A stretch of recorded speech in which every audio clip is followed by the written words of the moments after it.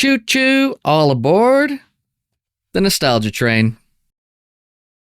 Hello and welcome to Modern Broadcast. We have another handheld right here at the tail end of 2024. So I'm actually pretty excited about this one for the nostalgia factor. This is an Anbernic device. And for those that follow Anbernic, you pretty much know what this is going to be. This is going to be a replica of the Game Boy Advance. As we know, they have already done the Game Boy Advance SP.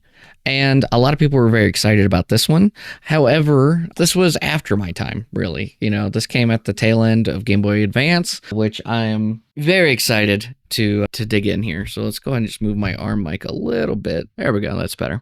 Okay, with that, let's go ahead and get started with the unboxing.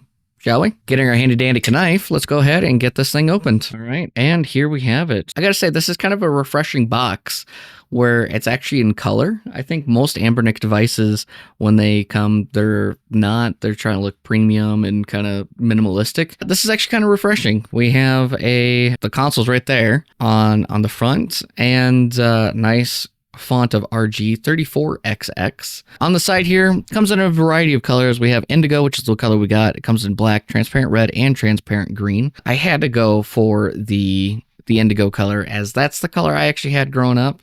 I don't still have mine. Other than that, not much else on the box here. So let's go ahead, bust it open. Per usual, we're going to go ahead and we're going to set the system aside for right now. Underneath, look at this. Underneath, we have a wrist strap here. We also have a screen protector wipes with a screen protector down underneath, an instruction manual, which is actually quite large, and like normal, inside the little box here, we're going to have our charge cable. Let's see if there's any other extras in here. Nope, just our standard, get that in focus, our Type-C and Type-A USB charge cable. All right, time for the big reveal. Let's go ahead and pull this out and remove the cover. They seriously got the color just right. I mean, this is exactly how I remember it. I mean, that is just gorgeous. Look at that. This is very reminiscent and definitely hitting all the nostalgia feels here for the Game Boy Advance. So this is the type of Game Boy Advance that I grew up with, and that they got the color matching exactly. You got our big A, our big B here, a LED light indicator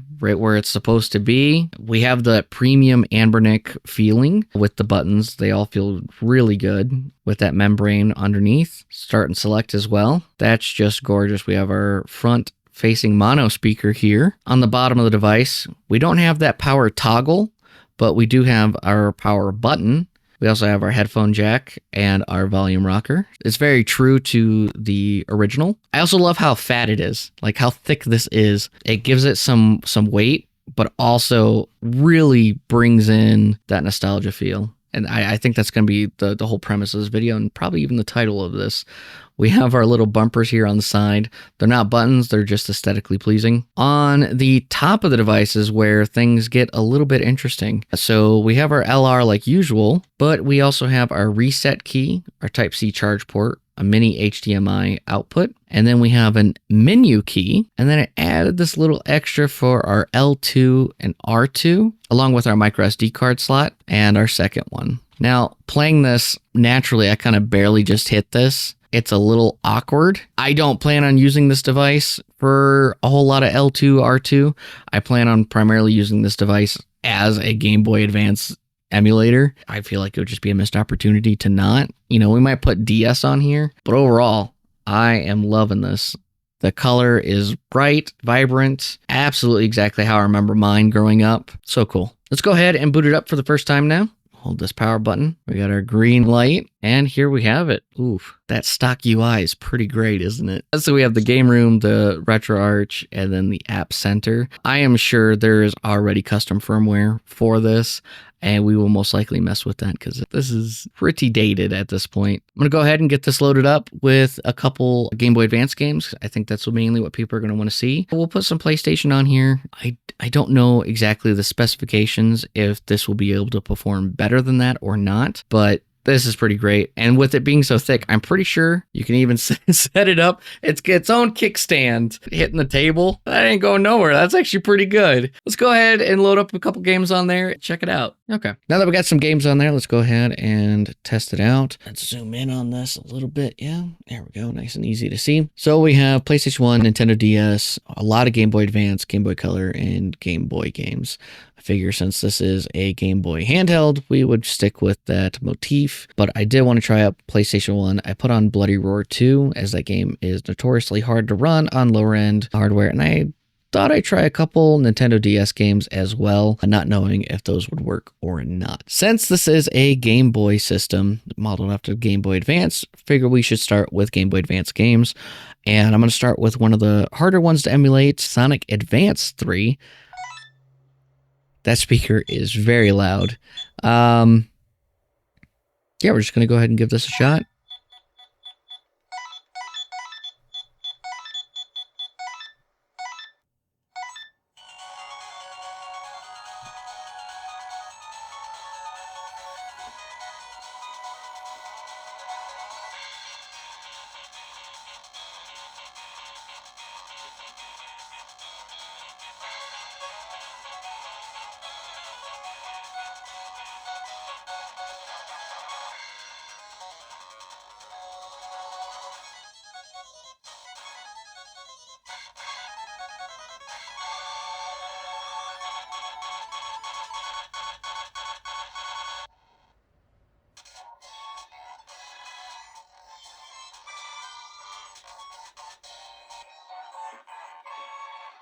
Well, that went pretty well. Usually there's a lot of audio stuttering. Again, I don't suspect we're going to have too many issues, if any at all, with Game Boy Advance on this. Got to be our guy Tails, of course. And I am surprised at how loud that is. I mean, I'm wearing noise-canceling headphones, and I can clearly hear it. I can only imagine what it sounds like outside of the headphones. It's a little bizarre because like I'm looking at it at like from the very bottom angle, so it's actually easier for me to look at the camera's view. Oops, there we go. Look at it from the camera's view in order to see what's going on screen. And I see that we do have a little bit of not pixelation. All I could say is that in person, this looks flawless. This looks really good. It doesn't have all those dots. I think that's just the camera. Again, on lower end devices, this game is notorious for having some kind of stuttering glitches. You see screen tearing. I'm not running into that at all. So to quit any game, we're just going to push that probably menu button. Yep, the menu button up top. That's how we get to exit game, save game, load game, the brightness and whatnot. So we're going to go ahead and just quit this game. That's one of the most difficult Game Boy Advance games to emulate on lower end devices. So we're going to go ahead and step on up to DS now.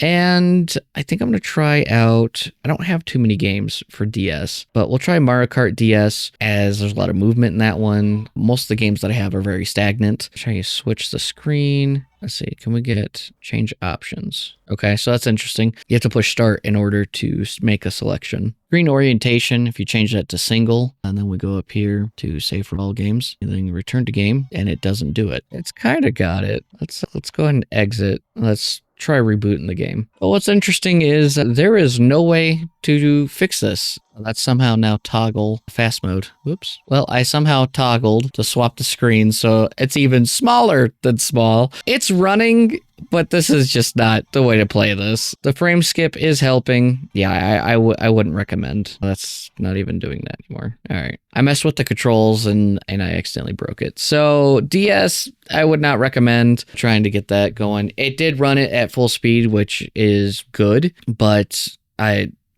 who wants to stare at a screen, you know, this big? It's too small for that. So moving on to PS1 here, we're going to run Bloody Roar 2, as that is also another game that's pretty notoriously hard to run on lower end devices. And I don't foresee us having any issues with this either. Listen to that music, huh?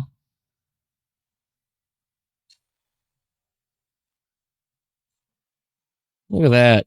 Perfect. Again, no problems whatsoever. This handheld won't be able to support anything really past this. You might get some Dreamcast, probably not all. I don't have any Dreamcast games to test out here, but you should get quite a few working, especially the 2D titles. And I think a majority of 3D titles should work just fine. Overall, this is a wonderful nostalgic device that if you're looking for Game Boy, Game Boy Color, Game Boy Advance, why not get something that looks like it, right? If there are specific games that you want to see on the RG34XX, let me know in the comment section down below. I do plan on doing a deeper dive into this handheld. Same with the other handhelds that we've been unveiling lately. Mainly just want to kind of do an unboxing, show the device with some very quick specifics, and then go from there. So guys, I have some very exciting news to announce that we are actually going to be partnering with some artists that is going to feature their artwork on modernbroadcast.tv. So stay tuned on modernbroadcast.tv if you're interested in getting some limited merch. We're going to be partnering with these artists for about 3 months. I have some very exciting stuff in store in the upcoming year here, and looking forward to just getting together and making this all happen. So check out modernbroadcast.tv from time to time. As starting January 2025, we have our first artist, Ren Zombie. She's the one that started it all with Modern Broadcast, who designed the character, and I wouldn't have it any other way other than starting with Ren kicking things off. So show some support for the artists and for Modern Broadcast if that's what you're into. And yeah, thanks so much for tuning in, everyone. Have a great week and take care.